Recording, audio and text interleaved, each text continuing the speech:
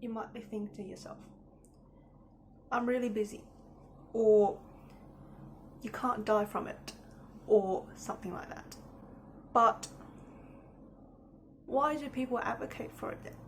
And why do we need a new flu shot every year? Right, I hope that you know the answer to the last question. It's because the flu evolves. There's hundreds, probably thousands of strands of flu, and it evolves. There's a new one every year, so you get a new shot every year, and they make a new shot every year for you to get every year. And one shot has 3, 4, maybe 5 or 6 different strands most popular in your area, so that you don't catch it, right? It's like a personalized flu shot to your demographic. So that's what happens. Now, I'll be advocating for why you maybe don't need a flu shot. Now, not an anti-vaxxer, right? I have all my shots. I called up the immunization register last year to call them for something or another, and they were like, your record looks really good, so I have all my shots. So why's the flu shot different? First of all, you don't die from the flu, right? Obviously, you don't die just from the flu, but you might die resulting from the flu. And this is the reason why the common cold doesn't have a cure. It's because it also evolves like the flu. They're very similar in nature, but it's a whole lot less bad for you, right? And why people care about getting a flu shot out every year, even though it costs money, it costs time and effort, is because people who are vulnerable to the flu are much more likely to die from the flu than dying from the common cold, right? That's why they care.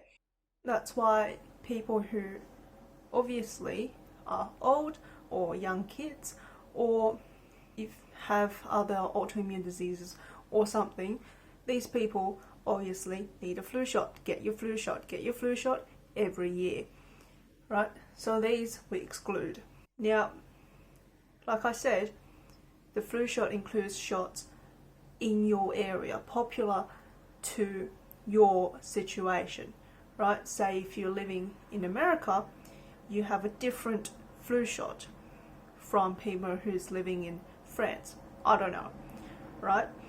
And what happens with that is that if you are American and you live in, say, New York, and in the area where population moves around a lot, and here's a French guy, right, who comes and maybe coughs on you, I don't know, and now you have French flu germs. Now you don't have the shot against that, right? Because the French flu shot is going to be completely different from the American flu shot. And if the French guy didn't take his flu shot and he has flu germs and he just had his flu, or he brings, I don't know, germs on him, even though he had a flu shot, it's still stuck on him, right? He just came from the airport. He coughs on you, you catch a French flu, that was unavoidable, even if you took the New York flu shot, right? Maybe even down to city areas, so maybe California has a different flu shot from New York. I don't know. So, not to say that California is a city, I just, right, making an example. It's a big geographical distance. So, there's that.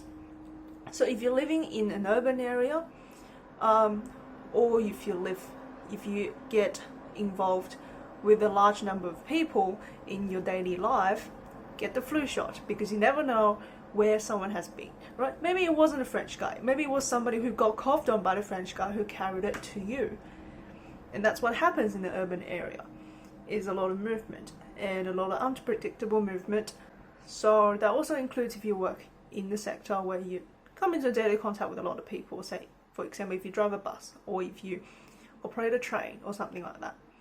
So there you go. These people also get the flu shot every year. Now we get a bit subjective.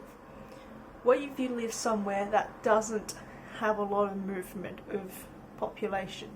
Say you live in suburban Newcastle, or if you live in middle of nowhere Ohio or something, right? All the people in your town you grew up knowing, and there's never a stranger coming around, you're just there. Maybe you don't have to take the flu shot if you don't have a baby or a person or whatever in your family. and you're busy, right? Because the flu shot's free. I think it's free for us. I don't know if it's free elsewhere, but it doesn't hurt. You know, I mean, it hurts your arm, but it doesn't hurt other than that. So if you have time, obviously go get a flu shot. If you don't have time and you aren't really going to endanger yourself or anybody else, you're a healthy human being who can afford to be sick for a week maybe, but you really just don't have the time of day to go to the clinic and get a flu shot, then maybe you don't have to. So there's that.